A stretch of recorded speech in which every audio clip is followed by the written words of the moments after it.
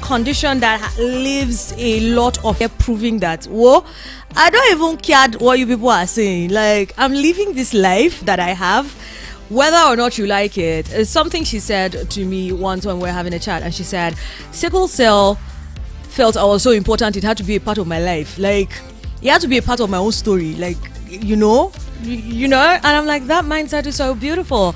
Her name is Judith, and I am I don't know how to put it. I always look forward to our conversations, right? So she's called Judith or John Ugwa. I got it. You know, I practice before getting your name. So Judith Ojonugwa Matthew, she is a Nigerian-based sickle cell warrior. She's a creative genius that is so passionate about creating content, especially about sickle cell anemia. Okay, we call her the sickle motivator, but then I call her the warrior princess. Thank you for joining us today, Judith. Thank you so much for having me. So first off, Judith, you are turning 29 in a few days. 29! I don't think I've ever seen anybody so excited to turn 29. Judith hasn't let us hear a word. On social media, it's like, nobody would breathe until you turn 29. Yes! What was it like growing up, and why is it so important? I know that you've always taken your birthday seriously. It's like, I get to see another year. Why is it so important to you that, I'm turning 29 and it's a big deal? And what was it? 29 years. Give us the journey. Where would I start from?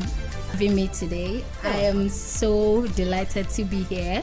My name is Judith Ojonugwa Matthew, and I live with sickle cell. And it's actually a big deal. Like, it's a huge deal for me, this 29 that I'm turning, because I started having sickle cell crisis from 6 months.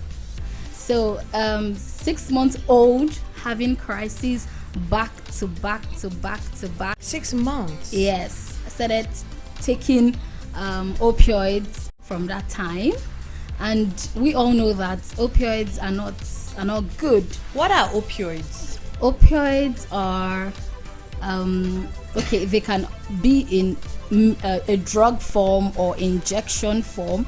These are strong medications that has like lots of side effects to it. Yes, so this is the medications that I have been taking from 6 months. So up until now that I will be turning 29 in 3 days, and yeah, I like to hit it for everyone to hear, because Chinwe, I won't lie to you, it hasn't been rosy. It's been a roller coaster. So I'm particularly excited that I'm turning this new age, and the big deal about it is because I started having crisis, like I said earlier. I started having crisis from 6 months, and it got to a point, an age of my life that the doctor was like, I'm not sure your daughter would live past this time. Like, just start arranging, just heart. Prepare. Yeah. How old was that?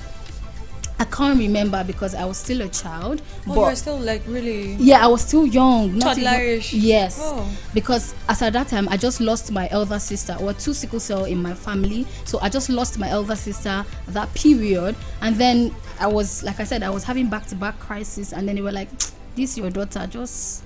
as the first one take go. So this one, just prepare your heart, sure, but then this is me turning against all 29. odds. I'm turning 29, guys. How did you get here? I know that I don't think there's like a one rule fits all when it comes to sickle cell, but what are some of the things you know that you did that got you to, be here till now? First off, and be this healthy, because this your glow. It's blinded. Yes, it is. I wish they can see me, but then they can see me on YouTube, right? Oh, of course they All can. right. Because I'm sure they have already joined the stream. But if you haven't, of course, you can join the stream on YouTube. It is Voice of the People Abuja on YouTube. Please hurry to YouTube so you can see my face. I'm so pretty. Back to the question. And I'm so vain as well. Oh, yes, you are. All right. First off, I wanted to say one of the things that I did was having a positive mindset. That's like the first thing you need to do, whether you're having a chronic illness or not. Because I watched my elder sister, go through excruciating pain. She was always in and out of the hospital. She was always looking pale. She missed a lot of terms in school. It was just a roller coaster for her. And when she passed, my parents made me realize that what my sister had is the same thing that I am having. So I choose that. I had a very positive mindset from that time. I was 5 when my sister died. She was just turning like 12, 13. Yeah, almost a teenager, and I was just 5. So having a positive mindset from that age really helped me, because it helped me so much so that my mom died when I was 10 years old. And when she passed, I was like, I just lost a sister at 5 and I'm losing my mom at 10. I need to be strong. At least for my sister, not even for my mom, for my sister, because she was so close that time. She knew I had sickle cell, because of course she's my elder sister. So she'll be whenever I have crisis, she'll be telling me, "Don't worry, you're gonna be fine. You're a great woman. You're this and that." Like it was as though she saw my future, sort of. And then her words actually came to because I did. Because of course. So having a positive mindset really helped me. Finishing primary school, secondary school, going into tertiary institution, and then something happened when I was in the university. No, I didn't go to a university. I went to a poly. Okay. Because my dad didn't want me to like go far. He wanted me to just be around. Yes, in case of understandably so. Yeah, crisis coming, and then I have to like come back home. So something happened. What happened was me having what we call avascular necrosis. It's a condition where your bone will get decayed and you will stop working. You will just be bedridden. The only thing that will take you out of that condition is for you to do a surgery, what we call total hip replacement surgery, where they have to take out the dead bone and then replace with what we call a prosthetic hip. Yeah. So we needed to do that surgery for me to be fine. But then it made me I wanted to write my final exams that period, but I couldn't write with my mates. So did you undergo the surgery though? Yes, I did. Yes. But you walk really fine. Yes, I do. And you wear heels? I wear heels, but because I have done the surgery. Okay. So that pain, that former pain is no longer there. It's gone. And that time I was like, what will I do? What will I do? I need to like be fine. But then the condition like kept me at a spot that I couldn't do anything. But I still had that positive mindset that I will still go back to write my exams, which my school they were so understanding, but I had to write to them. I wrote to my school explaining my condition, and then they let me come back a year later to finish my exams. And then after my exams, I went for youth service. From youth service, I've been traveling, going on tours, talking about sickle cell. Yeah, you have. Now, you just mentioned, talking about sickle cells. How sickle cell, I know that it's part of like what you do. Yes, advocacy. Advocating for sickle cell. Yes. What are some of the stereotypes and misconceptions about sickle cell that you have faced in your journey trying to, teach people about, living with sickle cell? And what are some of them that you faced? Okay, some of them are people letting us know that is it not you people will not live past this age. Don't suffer yourself. You're just stressing yourself. What's the most common age you've had? I've heard 15. I've heard 20. I've heard the highest I've even heard is 25. But I'm past This is that. 29. This is 29. Yes, this is 29. Yeah. So I've also heard people call us lazy. But my God, have you seen me do things? I'm very strong, I'm very, very strong. Okay. So people call us lazy, people call us weaklings, people call us drug addicts, attention seekers, or seeking people. It's just a whole lot. How has these stereotypes, these names that you've been called, how has it affected your both your personality and your work as an advocate of sickle cell? It has really affected me. I was working before, yeah, but of course I was having crises, and then whenever I have crises, I will miss work, and my bosses couldn't take it. They were like, no, we can't keep you. So sickle cell will make you lose a lot of things, and one of that is this. So nobody wants to like employ someone who is sick, calling in sick almost all the time, and then you get to pay that person. So except it's like your personal business or so. Yeah, so that one is aside. And one other thing again, I've had people tell me is, we don't think that Judith is fit for this thing because she doesn't have the strength to take it far. Unlike someone who has AA genotype or AS, like, no, this person doesn't have the strength to. But then, have you tried me? Have you seen my capability? Or then you can give it to me, but then maybe you can pair me with another person, so we can just like both work in team or something. So, but then people they don't have that time. They're like, no, let's just find someone else. Let's just find someone else, and that affects us. Have you navigated these challenges? I have. I would say I'm not there yet, but with everything that I have been doing so far, because I'm a content creator, I go out, I have like friends who are big on these things. I follow them, I see how they do their things. I also take leverage on it to do my own thing as well. So it has really helped me, because since you can't give me, I won't wait for you to give me. I would go out and source it. So it has really challenged me. Yeah, because I'm not a lazy person. So this is me, not that I'm telling the world that I'm not a lazy person. I'm telling myself that I'm not lazy and I can reach for the stars if I want to. So yeah. Okay, now let's share a story. You know me and stories. I want a story. Share a story or an instance where you confronted a stereotype. I know you but share with all of us now, a stereotype you've confronted about, sickle cell, and how you went about addressing it. Okay, this one is particularly, it's personal, but I would share it because I think it's going to serve like an eye-opener to a lot of persons who are still using that word or holding onto that word, like stigmatize us. But they don't know, they think they are doing us a favor, but they don't know that they are at a loss. Because okay, let me just say it. I was meant to cut a particular guy one time, and then he was like, he can't, like a relationship. Oh, okay. Yes.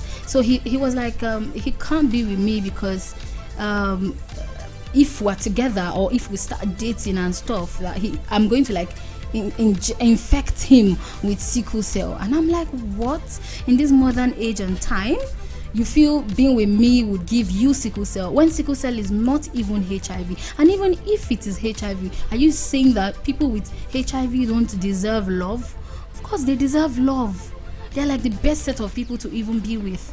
So I let him understand that you are AA. He's even AA. And then I let him understand that he's AA, I'm SS. If we get married, our kids, all of them will be AAS. So there's no big deal. It's just that burden. So you even tried to educate I tried him. to, but then it was now as if I was trying to I was desperate, sort of because I cannot put it all up in his head that, oh, you need to be with me, sort of. So I just let it go. But before then, I let him know that sickle cell warriors are like one of the most sweetest. Go and ask around. I like to say go and ask around. I told him, go and ask around. Sickle cell warriors are like one of the sweetest set of people to be in a relationship with, because it's just like we found our person. So what are we now looking outside for? So I was trying to put it all up in his head that no, this is not gonna happen. It's just me having crisis. Not like every time. My crisis don't come every time, but then when it comes, you just need to help me, maybe take me to the hospital, or if we are doing home treatment, we just get a nurse or something to come and take care of me and all that. He was like, no, he cannot go through all of that. Even his family, they were against it. And no, our son cannot be with someone like that. I'm like, no, this is not even a him thing. It's now a family thing. So I have to break through just because I want to be with their son. I was like, no. But then I did my best. But my best was not good enough, and then I just let it go. So this is me like sharing this to like let people know that there's nothing like that. Like you will not contract sickle cell because you're with a sickle cell person. It's not something. So it's not communicable. No, it's not. Absolutely not. Yes. Now let's talk. Let's get into like the relationship thing. How, compared to people that do not suffer from sickle cell, how difficult would you say it is to get in relationships, romantic relationships? I mean, even friendships. Have you had situations where you and someone you guys are vibing, all of a sudden it's like the person is pulling back because you've got one crisis or another? It has happened a lot of times. Like it's so, what's the word now? It's so pathetic. Because I don't know why in this modern age and time they still have that. Like nothing is going to happen. It is just me having the condition. You are fine. Let's just be. Let's just stay together. There's nothing like that. So, but then they'll be pulling back. Their fear is you having a crisis and maybe dying so soon.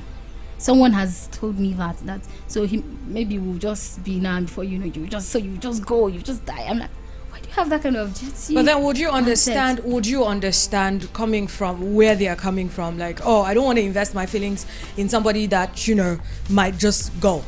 We'll all go someday. That's the word. We'll all go someday. So no one should have that. I can even live longer than that person. It's very possible. So they shouldn't have that. Yes. Let's now do some awareness. What are some of the myths about sickle cell that you've heard and you just want to tell people, look, this thing is a lie, honestly, like for real? It's not true that we are like this. We're actually not, and let go of it. And where are the weirdest places you've heard that you did not expect that you will find that? The weirdest places I have heard has to be my number one, which is the hospital. The hospital? Yes. That place, 2% of sickle cell warriors go to the hospital. The rest 8 of us, we like to stay at home, and I'm part of the 8. Like, it's that bad? Yes. Recently, this one was just even recently, like January. Yeah, because this is March. I had crisis in January. That was like my first crisis for this year. Was January. And then I knew why I had it, because the stress of December, it was just a whole lot. My kid sister got married. I was everywhere for her. Yeah, big sister duties. And then I traveled to her in-laws place. I went to Benin, all of those back and forth. So I had crisis in January, and my friend Lucky took me to the hospital, and the nurse made a striking statement. She was like, why am I shouting? Because I was groaning in pains. Pain was just unbearable. And then she was like, why am I shouting? And then I'm like, ma, why are you telling me why am I shouting? Don't do that. Because if you can walk in my shoe for a minute, that's what I told her. If you can walk in my shoes for a minute, then you come back to ask me why I am shouting. And then she kept mute, and I knew why. I think my words stung her, and I was so happy it did. Because you don't tell a person how to like react in pain. We all react differently to pains. So this is how I can like act or react to my own pain, and you're telling me I'm shouting. So there are like lots of what's the word now? Situations like that. Calling us attention seekers, drug addicts, lazy. Why would anyone call y'all drug addicts? Let's look at that. Why would that come up? Where's the smoke? Okay, I'm talking to you right now. I'm with my medications in my bag. So when people see that, they say, oh, this girl she's on drug or something. And then it's not so. But then it's a good thing I am taking my medication, because it has actually helped me. There was one time I went somewhere that I was thinking, sometimes we'll feel, but I just recovered, so I will not have a crisis. I'm okay. So let me just quickly do this thing, travel, do. Even though that I took my medication, I don't know what would have become of me. So that one saved me. So it's like a first aid. It's not the Then entire. again, there is the little smoke. I know we've heard stories of some. I used to have a bunkmate in secondary school who is a warrior, still very much alive. So we're still very much in touch. And she might be listening to you.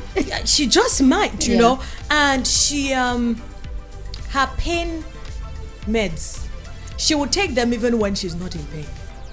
And we always had conflict over it. Cause I'm like, but babe, you're not. She's like, Mom, my body is doing me. Have you not seen cases with fellow warriors that have this thing with? Cause I know pain meds can be quite addictive. That's the opioids I'm talking about. They're very addictive. Very, very. So haven't you seen situations where some sickle cell warriors are literally hooked on these pills? Not necessarily. I know there are the ones that, your multivitamins, your supplements, those ones you gotta be on them. Yes. But I'm talking about the ones that you don't necessarily have to be on them at the time. Yes. But you're still on them because you've been on them maybe during a period, you had a crisis, you had to be on it for a period of time, then you just got hooked on them. Don't we have cases like that? Of a truth, we do, because in as much as I would want to I don't want to leave some parts. I won't do that. Like I'm gatekeeping things or something. No, I won't do that. I would love to touch light on all areas. I've had warriors who are like that, like your friend, still even here in Abuja. But then, if I am to, people don't just start doing things because they want to. There's an actual cause as to why they started that. Okay, let me give you a scenario. When I was in the hospital one time, I was having serious crisis that they were coming to give me my opioids every 8 hours. Yes, after one of the opioids, they'll come back in the next 8 hours and give another. To give me. But before that 8 hours would elapse or something, I will still be in pain and I want it. So it's, to me, these people are depriving me of it because I want to be fine, but these people are depriving me of these opioids that will make me feel better. Why are they not giving me? So it starts to build up in my head that the moment I feel pain, I need opioids. I'm feeling pain, but they don't want to give you. So when I now happen to get hold of this opioid and there's no supervision, I would want to give myself a lot of it so that I will be fine. So I think that's it. Kind of, yeah. But if not, with the kind of person I am, I see that opioids are not good. In fact, they do more harm than good for us. The side effect is a lot. Share some of the side effects. Side effects are memory loss, stunted growth.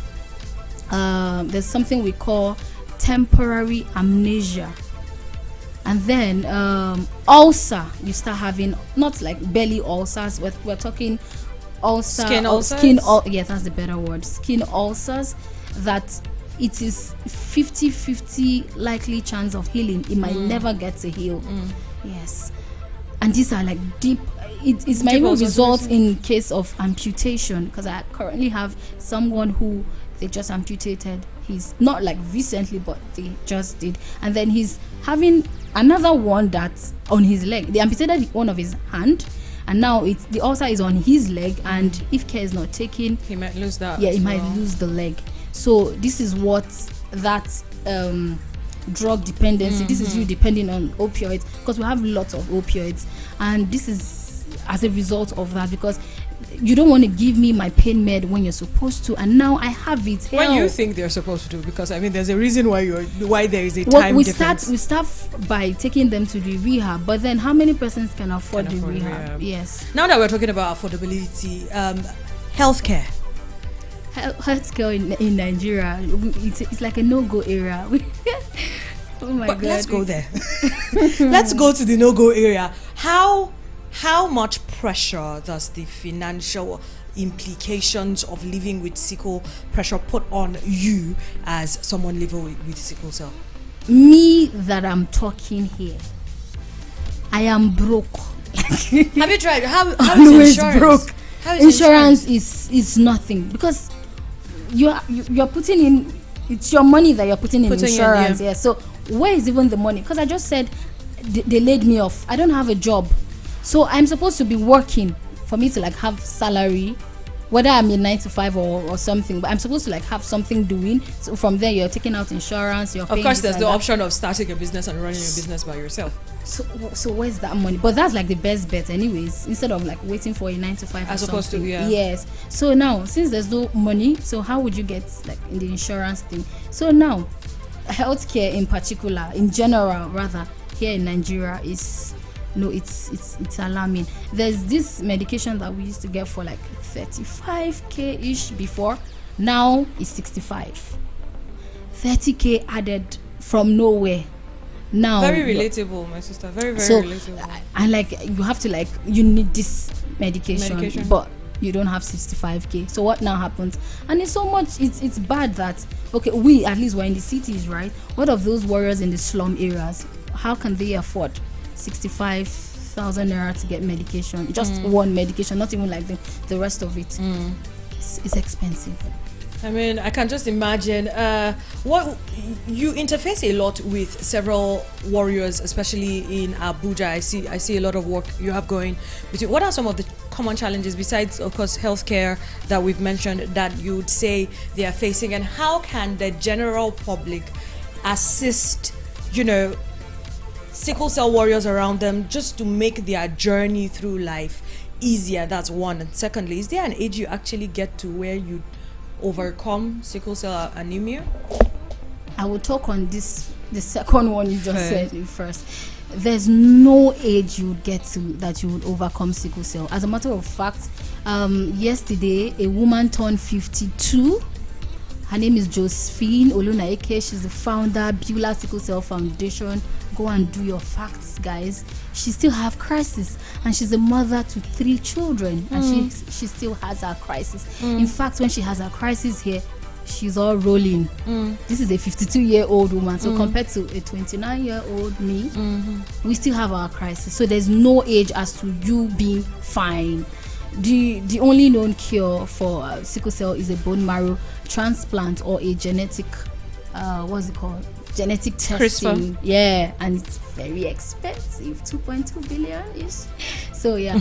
It's very expensive. So I think that there's a lot of work. Sickle cell shouldn't be one person's business. Sickle cell should be everybody's business if all hands are on deck for this thing, because the way they take up like HIV, malaria, all these kind of illnesses, I feel sickle cell should be top of it as well, because this thing has to do with like a man and a woman coming together to procreate. So it is top, because you when you give birth to your children, before even this malaria, cancer, HIV comes in, I think sickle cell genotype, sickle cell, it should be top.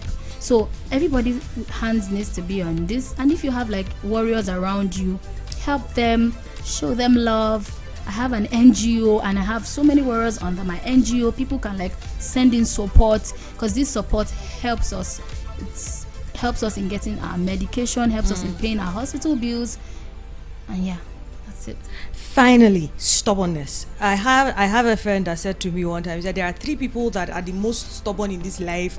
People living with sickle cell, I'm not people who are suffering again. From the stray bullet is not straying anymore. I'm not. People living with sickle cell, ulcer patients, and asthmatic individuals. They are the most stubborn. I would love to add number 4. You know number 4? People who are lactose intolerant. You know that you are allergic to lactose, but you will try today. Let me try and see if I will react today. I know I'll be reacting every other day. What are you going to say to your fellow warriors? To fellow warriors, like, okay, we know this one is our problem, but how this is what we need to do. Okay, there's a word I would want to use in place of stubborn, but since that word is not coming in handy, I would love to say that all of the pains that we've had, they're like portraying out. There are sometimes, my friends, they know me, there are sometimes this matter no be like this, so but the way I am talking about it or hitting on it is because I don't want you to stress me. I want you to like understand me. But since you're not understanding me, let me stress it this way, and you need to get it my own way. So it's not looking like I am stubborn, but that's not the word. It's pain. We are reacting to pain because we live with this pain each day of our lives. Come on, you need to like give us our flowers. I'll take your flowers, Judith. Thank you so much for coming in the studio. Thank you. And happy birthday in advance. In Addy, baby. Yeah. And then my name is also Chinwe, and my elder sister's name is Blessing. So you are me and my elder sister. You see, you can't fake these things, man. You can't fake these things. It's super beautiful having a conversation with you live in the studio. Thank you for joining us, and thank you for shedding light on sickle cell. I can't wait to turn up. I can't wait to turn up on the birthday. Let's eat some cake. Yes, so there'll be cake, of and course. some lactose. Of course, programming continues here on Voice of the People 96.1 FM Abuja. Don't forget, the news at 6 comes up at 6.